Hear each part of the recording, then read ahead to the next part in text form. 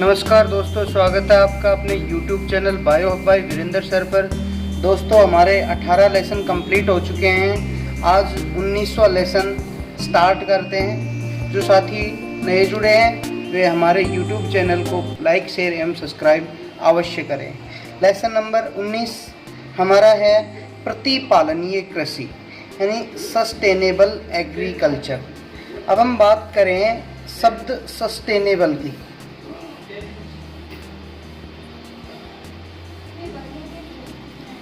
Sustainable का मतलब होता है टिकाऊ,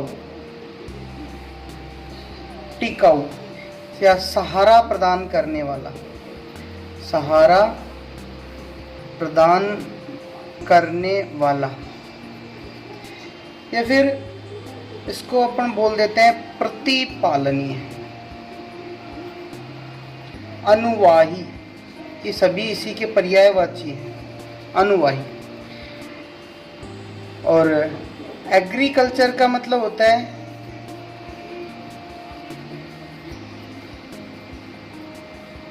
फसली पौधों की, फसली पौधों तथा पशुधन का संवर्धन, पशुधन का संवर्धन। यानी सस्टेनेबल एग्रीकल्चर का मतलब है कि ऐसी कृषि प्रक्रमों का अध्ययन जिनमें बिना किसी प्रतिकूल प्रभाव के दीर्घ काल तक क्या कर सकें, हम विभिन्न प्रकार के जैव उत्पाद प्राप्त कर सकें। यानी मानव अपनी आवश्यकताओं की जो पूर्ति करता है वो कृषि कार्य के साथ साथ पालतू पशुओं का उत्पादन व संवर्धन करता है। यानी मानव है वो कृषि के साथ साथ, मानव है वह कृषि के साथ साथ पशुओं का भी क्या करता है, संवर्धन करता है, ताकि वह अपनी आवश्यकताओं की पूर्ति कर सके। अर्थात ऐसा उत्पादन स्थल जहां बिना हानि पहुंचाए, बिना हानि पहुंचाए लंबे समय तक क्या प्राप्त किए जाते हैं, उत्पाद प्राप्त किए जाते हैं। प्रतिपालनीय कृषि या सस्टेनेबल एग्रीकल्चर कहलाता है। प्रतिपालनीय जो कृषि है इसकी कुछ विधियां हैं, जिसमें पहली आती है जैविक कृषि। जैविक कृषि, जैविक यानी मानव की मुख्य समस्या क्या है, आवास और खाद्यान्न। आवास व खाद्यान्न क्या है, मुख्य समस्या है। पिछले वर्षों में खाद्यान्न उत्पादन बढ़ा है। खाद्यान्न का उत्पादन क्या हुआ है, पिछले सालों में बढ़ा है, लेकिन इसी के साथ साथ जनसंख्या भी क्या हुई है, बढ़ी है। खाद्यान्न उत्पादन तो बढ़ा है, लेकिन साथ साथ में क्या, साथ साथ में जनसंख्या का भी जो तेजी से भाई बढ़ना हुआ है। बढ़ती जनसंख्या की खाद्य आपूर्ति के लिए विभिन्न प्रकार के क्या इस्तेमाल किए जाते हैं, रासायनिक उर्वरक इस्तेमाल किए जाते हैं। खरपतवारनाशी काम में लिए जाते हैं, पीड़कनाशी काम में लिए जाते हैं। यानी मानव है, किसान है, वह अपनी उपज बढ़ाने के लिए रासायनिक उर्वरक, खरपतवारनाशी, पीड़कनाशी आदि का उपयोग कर रहा है। और इनके उपयोग से भूमि की जो उर्वरा शक्ति है, इन रासायनिक पदार्थों के उपयोग से भूमि की उर्वरा शक्ति लगातार क्या होती जा रही है, क्षीण होती जा रही है, कमजोर होती जा रही है। और साथ साथ में ये रसायन पारितंत्र यानी हमारे जैव मंडल पर भी विपरीत प्रभाव डालते हैं। अतः पारितंत्र को बचाने के लिए जैविक कृषि जरूरी है। पारितंत्र को बचाने के लिए क्या जरूरी है? जैविक कृषि। जैविक कृषि का उद्देश्य क्या होता है कि प्रदूषण मुक्त, प्रकृति को प्रदूषण मुक्त करने के साथ मृदा की उर्वरा शक्ति बचाने, पौधों को अनिवार्य पोषक तत्व उपलब्ध कराने का इसका उद्देश्य है। यानी पारितंत्र पे कोई किसी प्रकार का विपरीत प्रभाव नहीं पड़े, पारितंत्र सही तरीके से चलता रहे और साथ साथ में मृदा की क्या बढ़ जाए? उर्वरा शक्ति बढ़ जाए। ये किसका उद्देश्य है? जैविक कृषि का। जैविक कृषि का क्या है? उद्देश्य है। जैविक कृषि में पोषक तत्वों को उपलब्ध कराने के लिए किनका उपयोग किया जाता है? सूक्ष्म जीवों का उपयोग किया जाता है। जैविक कृषि में पादपों को विभिन्न प्रकार के पोषक पदार्थ उपलब्ध कराने के लिए सूक्ष्म जीवों का उपयोग किया जाता है। कई बार पूछता है बोर्ड में कि भाई जैविक कृषि के उद्देश्य बताइए। जैविक कृषि के उद्देश्य क्या है? तो जैविक कृषि का उद्देश्य क्या है भाई? भूमि की उर्वरा शक्ति में वृद्धि एवं उसे लंबे समय तक बनाए रखना। यानी भूमि की क्या बढ़ानी, हमें उर्वरा शक्ति बढ़ानी है और साथ साथ में लंबे समय तक इसे बरकरार रखना है। भूमि की उर्वरा शक्ति बढ़ानी है और इसे हमें लंबे समय तक बरकरार रखना है। दूसरी बात, सूक्ष्म जीवों, मृदा जीवों, पौधों के मध्य होने वाली जैविक क्रियाओं को बढ़ाना है। यानी सूक्ष्म जीवों, मृदा जीवों और इनका पादपों के साथ क्या संबंध है वो क्या करना है? हमें बढ़ाना है। तीसरी बात है पर्यावरणीय तंत्रों के प्रति मित्रवत व्यवहार। पर्यावरण के जो घटक हैं उनके प्रति मित्रपूर्ण व्यवहार करना है। यानी पर्यावरण के घटकों को किसी प्रकार का कोई नुकसान नहीं पहुंचाना है। साथ में ऊर्जा के नवीकरणीय स्रोतों को बढ़ावा देना है। ऊर्जा के नवीकरणीय स्रोत, जैसे नवीकरणीय स्रोत भाई पवन ऊर्जा है, सौर ऊर्जा है, ये ऊर्जा के नवीकरणीय स्रोत हैं, तो इनको क्या देना है? बढ़ावा देना है। उच्च गुणवत्ता वाले खाद्य पदार्थों का उत्पादन करना है।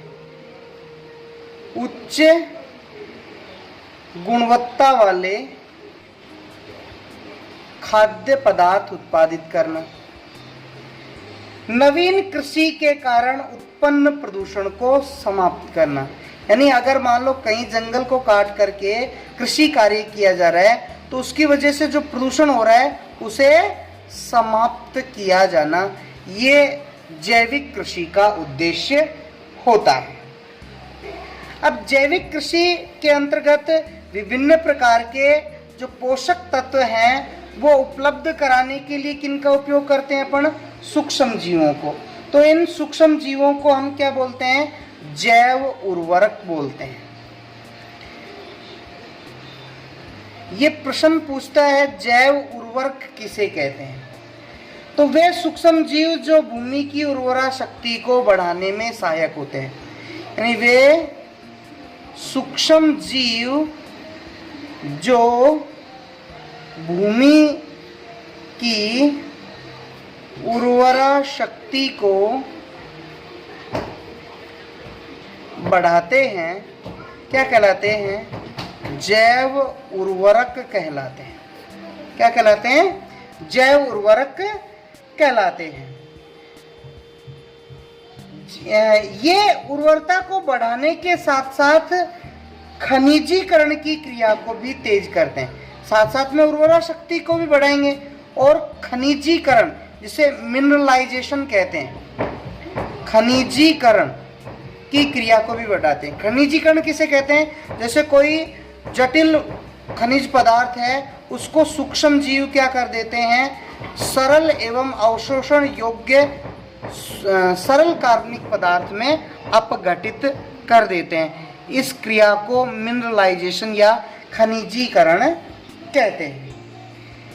अगर एग्जाम्पल पूछे तो एग्जाम्पल के रूप में क्या हो जाएंगे भाई, बीजीए, ब्लू ग्रीन एल्गी या नील हरित शैवाल, और कुछ जीवाणु हैं जो मृदा के अंदर किस रूप में पाए जाते हैं भाई, मुक्त रूप से पाए जाते हैं और भूमि की उर्वरा शक्ति को बढ़ाते हैं। कुछ कवक हैं जो भूमि की उर्वरा शक्ति को बढ़ाते हैं। ये क्या हैं? ये मुख्य जैव उर्वरक कहलाते हैं। इनको मुख्य जैव उर्वरक कहते हैं। अगर आप दोबारा से समझ लो, जैव उर्वरक कौन है? जैव का मतलब होता है जीव, और उर्वरक का मतलब होता है भूमि की उर्वरा शक्ति को बढ़ाने वाला, यानी वे सूक्ष्म जीव जो भूमि की उर्वरा शक्ति को बढ़ाते हैं क्या कहलाते हैं? जैव उर्वरक कहलाते हैं। अब ये जो जैव उर्वरक हैं इनको 6 भागों में बांटा जाता है।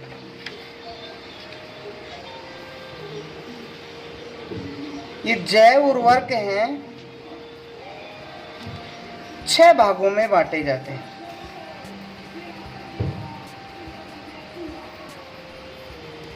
छह भागों में बांटे गए हैं जैव उर्वरक। पहला है सहजीवी जीवाणु। पहला क्या है? सहजीवी जीवाणु, यानी राइजोबियम क्या है? एक प्रकार का सहजीवी जीवाणु है। राइजोबियम क्या है? एक प्रकार का सहजीवी जीवाणु है जो दाल कुल के पादपों के अंदर, जैसे चने के अंदर या दाल कुल, ये मूंग मोठ अरहर हैं, इनके अंदर ये जो जड़ें होती हैं, इन जड़ों के अंदर गांठ बना के रहता है। राइजोबियम जो जीवाणु है वह लेग्यूम पादपों या दाल कुलीय पादपों की जड़ों में गांठ बना के रहता है और पौधे से तो क्या करता है? ये इस पौधे से तो पोषण प्राप्त करेगा, पोषक पदार्थ राइजोबियम ग्रहण करेगा, और बदले में राइजोबियम द्वारा वायुमंडलीय नाइट्रोजन को नाइट्रेट में बदल करके पौधे को उपलब्ध कराया जाता है। अर्थात राइजोबियम है वो वायुमंडलीय नाइट्रोजन को नाइट्रेट में स्थिरीकृत कर पादपों को उपलब्ध कराता है। राइजोबियम द्वारा प्रति वर्ष लगभग 50 से 150 किलो प्रति हेक्टेयर नाइट्रोजन स्थिरीकरण किया जाता है। यानी लगभग 50 से 150 किलो जो नाइट्रोजन है उसका स्थिरीकरण प्रति हेक्टेयर राइजोबियम द्वारा किया जाता है। इसके उपयोग से उपज में लगभग 15 से 20% तक की क्या होती है? वृद्धि होती है तथा भूमि की उर्वरा शक्ति बढ़ती है। दोबारा से समझ लो, सहजीवी जीवाणु वे होते हैं जो किसी दूसरे जीव के साथ जीवन यापन करते हैं और इनमें दोनों जीवों को लाभ होता है। दोनों जीवों को क्या होता है? लाभ, यानी ए और बी ये दो जीव हैं, दोनों को क्या होता है? लाभ होता है, क्योंकि यहाँ पे राइजोबियम को तो पोषण मिल रहा है और पौधे को क्या नाइट्रोजन स्थिरीकृत होकर के उपलब्ध होती है। दूसरे होते हैं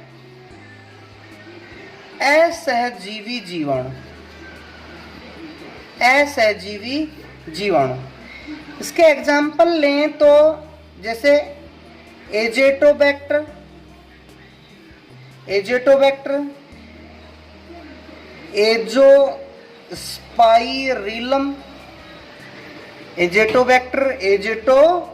एजोस्पाइरिलम, क्लोस्ट्रीडियम। जो ये जीवाणु हैं एजेटोबैक्टर, एजोस्पाइरिलम, क्लोस्ट्रीडियम जीवाणु मृदा के अंदर मुक्त रूप से पाए जाते हैं। ये कहाँ पाए जाते हैं? मृदा के अंदर पाए जाते हैं। मृदा में पाए जाते हैं और क्या करते हैं, नाइट्रोजन को नाइट्रेट में स्थिरीकृत करते हैं, नाइट्रोजन को नाइट्रेट में स्थिरीकृत करते हैं। और स्थिरीकृत नाइट्रोजन का उपयोग किनके द्वारा कर लिया जाता है, पादपों द्वारा कर लिया जाता है। एज़ोटोबैक्टर को चावल, कपास, मक्का की जो फसलें हैं उनके साथ भी उगाते हैं। इसको चावल, कपास, मक्का इनके साथ भी इन्हें क्या किया जाता है, लगाया जाता है। यह जो एज़ोटोबैक्टर है यह उत्पादन में लगभग 20% तक का वृद्धि कर देता है। यानी यहाँ पे हमने किसी प्रकार का कोई रासायनिक उर्वरक या यूरिया वगैरह उपयोग नहीं ले रहे, जीव काम में ले रहे, और जो ये सूक्ष्म जीव हैं ये भूमि की उर्वरा शक्ति को बढ़ा रहे हैं। तीसरे प्रकार के आते हैं नील हरित शैवाल, जिनको अपन बीजीए या साइनोबैक्टीरिया बोलते हैं, साइनोबैक्टीरिया,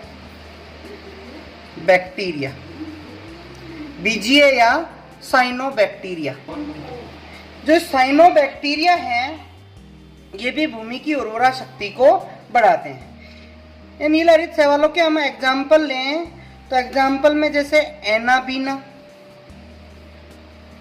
नोस्टोक, एनाबीना, नोस्टोक, प्लेक्टोनिया, ये प्रोकैरियोटिक असजीवी जीव हैं। ये प्रोकैरियोटिक जीव हैं। ये क्या करते हैं, भूमि की उर्वरा शक्ति को बढ़ाने का काम करते हैं, अर्थात नाइट्रोजन का स्थिरीकरण करने का कार्य करते हैं। ये जो जीवाणु हैं साइनोबैक्टीरिया, इनके अंदर एक विशेष प्रकार की कोशिका होती है जिसे हम हेटेरोसिस्ट कहते हैं, हेटेरोसिस्ट कहा जाता है। साइनोबैक्टीरिया में एक विशेष प्रकार की कोशिका होती है जिसे हेटेरोसिस्ट कहते हैं। इसके अंदर निफ जीन पाया जाता है। कौन सा जीन पाया जाता है, निफ जीन पाया जाता है, जो नाइट्रोजन स्थिरीकरण का काम, N2 स्थिरीकरण का काम करता है। अगर आपसे पूछे हेटेरोसिस्ट क्या है तो आप क्या कहोगे, ब्लू ग्रीन एल्गी के अंदर एक विशेष प्रकार की कोशिका पाई जाती है जिसे हेटेरोसिस्ट कहते हैं। हेटेरोसिस्ट में निफ जीन होता है जो नाइट्रोजन स्थिरीकरण का कार्य करता है। बीजीए को धान की खेती के साथ उगाएं तो धान की उपज में लगभग 20 से 25% तक की वृद्धि हो जाती है। आजकल नील हरित शैवाल के साथ साथ एक जलीय टेरिडोफाइट, यानी बीजीए के साथ जलीय टेरिडोफाइट,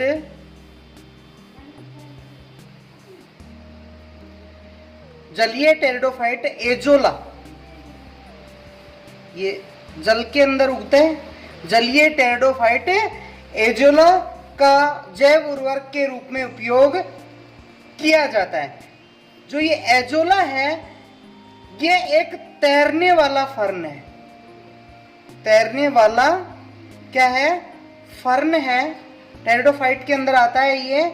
और इसकी पत्ती में एनाबीना, जो ब्लू ग्रीन एल्गी है, एनाबीना एजोली जिसको बोलते हैं, एनाबीना एजोली, इस फर्न की, एजोला फर्न की पत्ती के अंदर एनाबीना एजोली क्या करता है, पाया जाता है, जो नाइट्रोजन स्थिरीकरण का काम करता है। एनाबीना पिन्नाटा भी एक दूसरा और है, एनाबीना पिन्नाटा, ये भी क्या करता है, एक जैव उर्वरक का काम करता है। इसे एजोला के साथ, चावल के साथ, यानी एजोला फर्न के साथ चावल के अंदर बोया जाता है, चावल में बोया जाता है और यह चावल की उपज को लगभग 50% तक बढ़ा देता है। हाँ जी, केंद्रीय चावल अनुसंधान केंद्र कटक में एजोला का व्यापक संवर्धन किया जा रहा है। केंद्रीय चावल अनुसंधान केंद्र कटक, कटक कहाँ पे है? उड़ीसा में। यहाँ पे क्या किया जा रहा है? एजोला फर्न का व्यापक संवर्धन किया जा रहा है।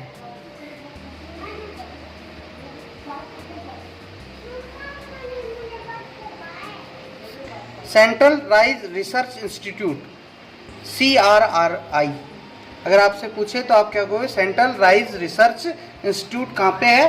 कटक, उड़ीसा के अंदर।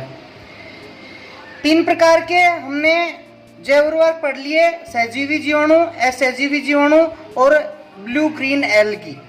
और चौथा नंबर का आता है हमारा कवक मूल। कवक मूल जिसको हम माइकोराइजा बोलते हैं, माइकोराइजा। कवक मूल क्या होते हैं? कवक तथा पादपों की जड़ों के साथ जो सहजीवन होता है, कवक प्लस पादपों की जड़ों के साथ सहजीवन क्या कहलाता है? माइकोराइजा कहलाता है। कवक व पादपों की जड़ों के साथ सहजीवन कवक मूल या माइकोराइजा कहलाता है। इस सहजीवन में कवक तो है ना, ये कवक घटक, जैसे ये पौधे की जड़ें और इसके साथ जैसे ये कवक हैं, ये जो कवक घटक है ये तो मृदा से पोषक पदार्थ अवशोषित करके पौधे को उपलब्ध कराता है और बदले में कवक द्वारा पौधे से भोजन प्राप्त किया जाता है। यानी ये पौधा है, यह कवक को भोजन देता है और कवक है वो मृदा से पोषक पदार्थ अवशोषित करके पौधे को उपलब्ध कराता है। नेक्स्ट 5वां नंबर का अपना आता है कार्बनिक खाद।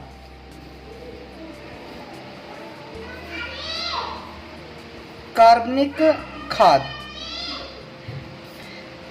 हाँ भाई, भारत में कार्बनिक जो अपशिष्ट बहुत अधिक मात्रा में उपलब्ध होता है, जैसे घरेलू शहरी अपशिष्ट, घरेलू शहरी जो अपशिष्ट है ये बहुत अधिक मात्रा में भारत के अंदर उपलब्ध होता है।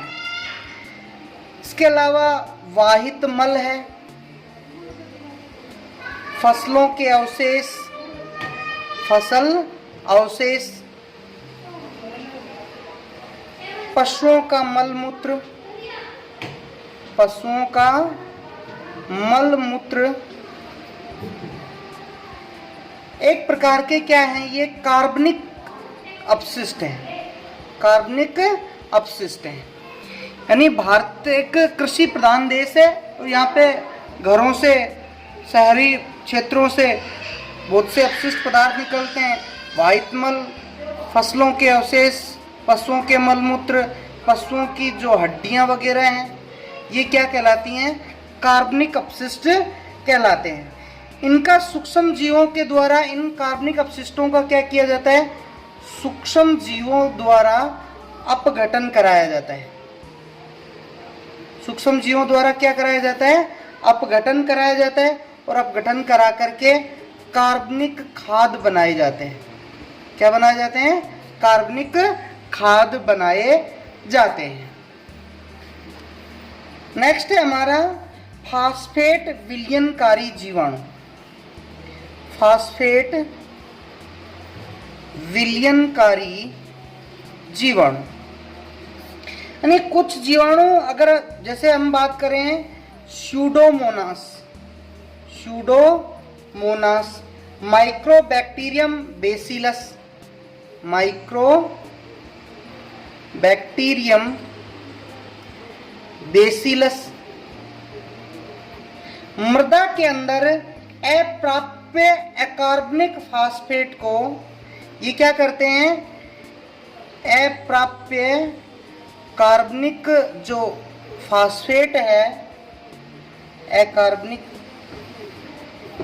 अप्राप्य अकार्बनिक फास्फेट को प्राप्य कार्बनिक फास्फेट में बदल देते हैं। दोबारा समझो, यानी कुछ जीवाणु जैसे स्यूडोमोनास, माइक्रोबैक्टीरियम, बेसिलस, ये क्या करते हैं, मृदा के अंदर अप्राप्य अकार्बनिक फास्फेट को प्राप्य कार्बनिक फास्फेट में बदल देते हैं। और इस प्राप्य कार्बनिक फास्फेट को पौधे क्या कर लेते हैं, अवशोषित कर लेते हैं, और भूमि की क्या बढ़ जाती है, जिससे उर्वरा शक्ति बढ़ जाती है। ये हमारे जो विभिन्न प्रकार के जैव उर्वरक थे, जिनको अपन ने यहाँ पे 6 भागों में बांटा था। सहजीवी जीवाणु, असहजीवी जीवाणु, ब्लू ग्रीन एल्गी और माइकोराइजा, कार्बनिक खाद और फास्फेट विलयनकारी जीवाणु।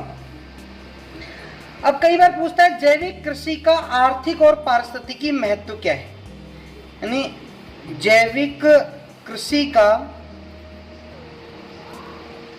आर्थिक और पारिस्थितिकी महत्व, यानी एक सस्ती और सरल विधि है। इसे छोटे किसान भी आसानी से भाई अपना सकते हैं। सरल और सस्ती विधि है, सरल और सस्ती विधि है, छोटे किसान भी आसानी से इसे अपना सकते हैं। मृदा उर्वरकों के उपयोग से मृदा की जल धारण क्षमता और वायु संचार में वृद्धि होती है, यानी इन जैव उर्वरकों से भूमि की उर्वरा शक्ति बढ़ती है, यानी मृदा के अंदर जल धारण क्षमता, यानी मृदा के अंदर कितना जल धारण कर सकती है, वो जल धारण क्षमता और वायु संचार में वृद्धि होती है। जैव उर्वरकों के उपयोग से मृदा का जो पीएच है, पीएच एक टेम्परेचर नियत बना रहता है। जैविक खेती से भूमि में रसायनों की विषाक्तता कम होती है, यानी रसायन नहीं डाले जाते, रसायनों की विषाक्तता कम होती है। अगला, जैसे बंजर भूमि को भी जैविक कृषि के द्वारा कृषि भूमि में आसानी से बदला जा सकता है, यानी भूमि को उपजाऊ बनाया जा सकता है। फिर जैविक जो कृषि है वो प्रदूषण मुक्त है, किसी प्रकार का कोई प्रदूषण नहीं होता, और जिससे पारितंत्र है वो संतुलित बना रहता है। जैविक खेती है वो मृदा के अपरदन, यानी मृदा कटाव को रोकती है। जैविक जो खेती है वो उससे भूमि की उर्वरा शक्ति है वो लंबे समय तक बनी रहती है। इसके अंदर लागत कम और उत्पादन अधिक होता है, यानी जैव उर्वरकों के उपयोग के अंदर लागत तो कम आती है, लागत कम व उत्पादन अधिक होता है। ये जैविक कृषि के आर्थिक और पारिस्थितिकी महत्व थे। इस पाठ के आगे के टॉपिक अगले वीडियो में। धन्यवाद।